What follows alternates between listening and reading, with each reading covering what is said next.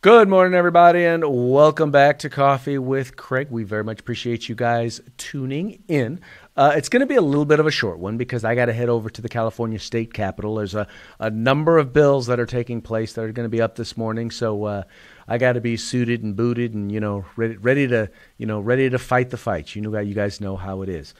Before we get into today's topic, which by the way is going to be one of the bills that's up today, I wanted to let you guys know there's going to be a I don't want to call it a rally, but it's going to be a protest. You guys have heard a lot about all of the anti-gun protests that have been on there. Well, a group of students is putting on a nationwide student walkout on May the 2nd. Now, I don't have a lot of details on it because it sounds like it's something that's just starting to work together, but I wanted to put this out there because I know that a lot of you folks are probably hearing a lot about it. And what I wanted to do was I wanted to encourage you to have those folks contact us at the Firearms Policy Coalition so that we can make sure they have access to information on how to make sure that their rally is done in a way that protects their constitutional rights. You guys might remember just last week we put out we launched K12speech.com, and on there is a K12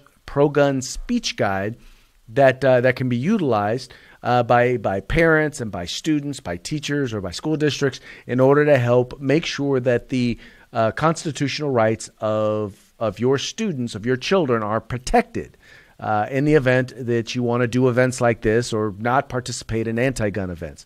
But want to encourage you guys, number one, if you know somebody, if you know a school or an area, somebody that is putting on one of these rallies, please send them to K12speech.com and tell them to download the student free speech guide. It will be a tremendous help for them as they're going into the event, as they're conducting the event, as well as once the event is over.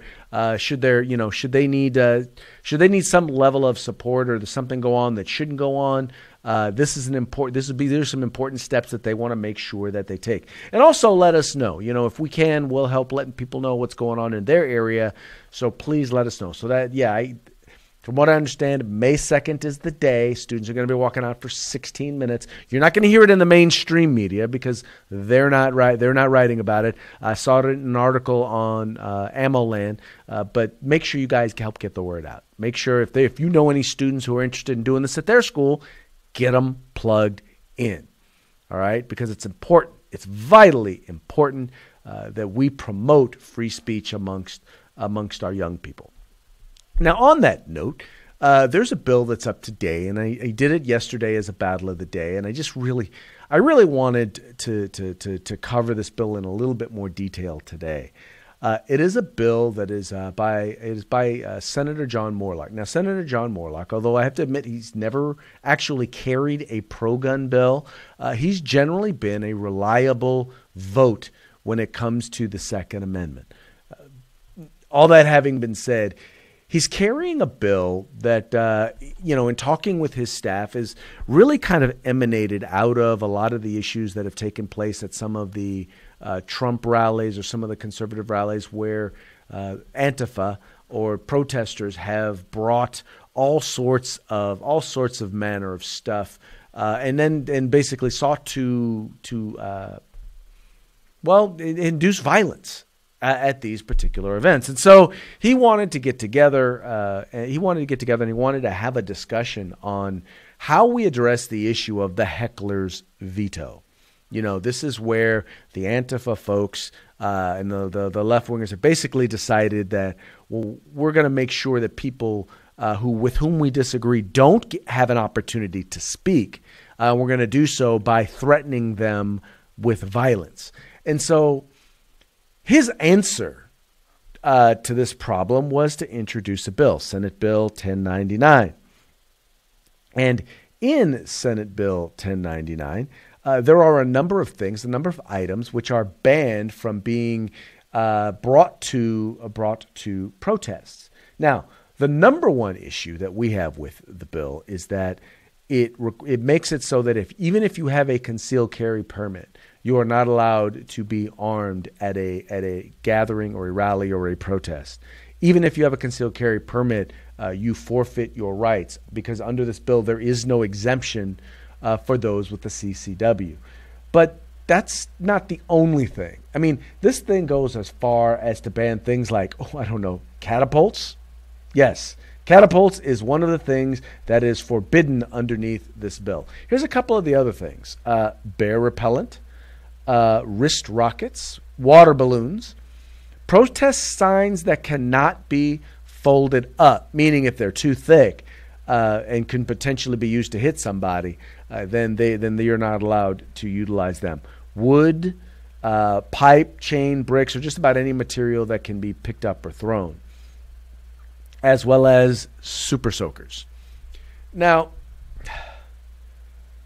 once again, the thing that bugs me about this is that if one of the gun grabbing left were to introduce a bill like this, we would be as equally as upset. But the problem and the challenge that I have at this case is this is someone who is a conservative. And if anyone were to ever hear Mr. Moorlach speak, they would come to know, yes, this is an individual who definitely, probably 9 times out of 10, 99 times out of 100, would or should be with us.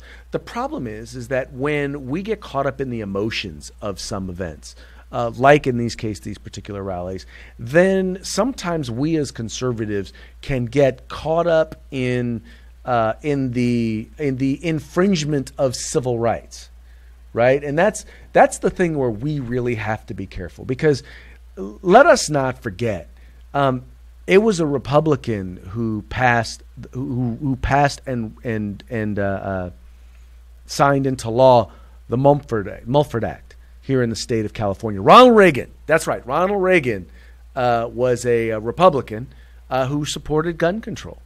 And it was done because of a largely emotional thing that took place with the Black Panthers walking onto the floor of the California State Assembly with loaded firearms. And that's what eventually would ban open carry of loaded firearms in the state of California. Once again, an emotional event occurs, and so even we as Republicans can get caught up in the emotional tide, which then causes us to support liberal policy. We have a Republican here this year who's supporting the idea of expanding gun rights amongst another group of law enforcement, yet still at the same time violating the rights of law-abiding citizens. That's Assemblyman Vopel. And his emotional thing is, well, these are law enforcement. Well, if the firearms are unsafe for average citizens, and law enforcement receives no more training on these firearms than do the average citizen, then I don't understand exactly, once again, why we should be expanding rights for, once again, these are not duty weapons. These are off-duty weapons that these individuals are now going to be allowed to purchase. I don't understand exactly what the point of that is. And the worst thing is that a staff member for this particular member decided to say, well, but you know that all Republicans are pro-Second Amendment and supporters of Second Amendment rights. And while that may be in our party platform, let us be clear, not all Republicans are pro-Second Amendment. All I have to do is say Catherine Baker. That's right. You have Catherine Baker, who voted to ban guns here in the state of California. You have David Hadley, who also voted to ban guns here in the state of California. Ling Chang also voted to ban guns in the state of California. Eric Linder, who voted to ban ban concealed carry on school grounds. You've got Arnold Schwarzenegger, who was a governor who signed anti-gun gun banning legislation. So forgive me if I have a few questions about Republicans always supporting the Second Amendment. We have a president who said, forget due process. Take the guns now, due process later. Who supports the idea of banning firearm ownership for adults, law-abiding adults under the age of 21. So no, I'm sorry, but we as Republicans can get just as caught up in emotion and wind up supporting things that are not supportive of our constitutional rights. And therefore, we Republicans sometimes need to be put in check as well. And while I have the utmost respect for Senator John Moorlach, I would encourage you to take some time, contact his office in as nice a way as possible. Let him know that the idea of banning the constitutional rights of disarming law-abiding citizens simply because they want to attend a protest is a bad idea. It is. And once again, this is a guy who normally, I'm telling you, in most cases, this guy is a friend to the California gun owner. And unfortunately, in this case, he's just got it wrong. He does. And he needs to know that. And he's not going to know that by listening to the anti-gun left. And the anti-gun left, they're just going to vote down his bill simply because they're like, well, okay, yeah, we are Republican. We want to kill your bill. But they need to hear from us. And this is what I would like to say, best done in a form of positive correction. Let him know that you support, you appreciate his support of the past, but in this particular case, he needs to just let this bill die. He needs to just let this bill die and never, don't try this one again. Bad idea, bad bill, and we need to hold all of our Republicans accountable. Let's just be honest. Look, I don't care how good your intentions are. It's not the intentions that matter. It's the outcome. And if the outcome of a bill like this says that even though you have a legal right to bear arms and you have a license to bear arms, that you have to give up that right, even though you have all the reason in the world to be able to. Because here's the thing. Here's what we know. At these particular events, we all know that it's not going to be the law-abiding that are going to not have pipes.